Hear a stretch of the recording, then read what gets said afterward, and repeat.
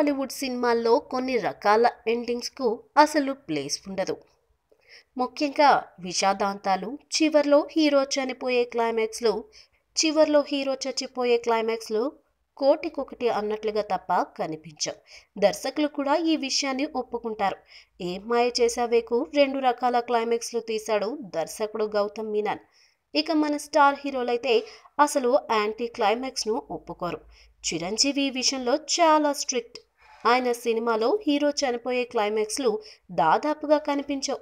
Mega block buster ఠాగూర్లో కూడా hero చనిపోయే సీన్ని మార్చేసి కోర్ట్ సీన్ పెట్టి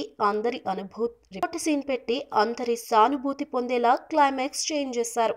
కానీ ఇప్పుడు చిరంజీవి 151వ సినిమాగా అనుకుంటున్న సబ్జెక్ట్ ఉయ్యాలవాడ రిపీట్. ఉయ్యాలవాడ నరసింహారెడ్డి. ఇది చారిత్రక కథాంశం కావడంతో ఇష్టం వచ్చినట్లు మార్చుకునే అవకాశం ఉండదు. చివర్లో ఆ స్వతంత్ర సమరయోధుణ్ణి బ్రిటిషర్లు ఉరితీసినట్లుగా చూపించాల్సి వస్తుంది.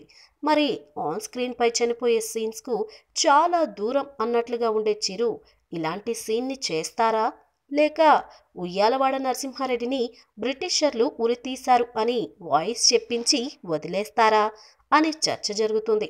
ఆన్ స్క్రీన్ పై తన పాత్ర చనిపోయేలా చిరంజీవి చేసిన చివరి చిత్రం స్నేహం కోసం. మరి ఉయ్యాలవాడలో చిరు ఏం చేస్తారో చూడాలి.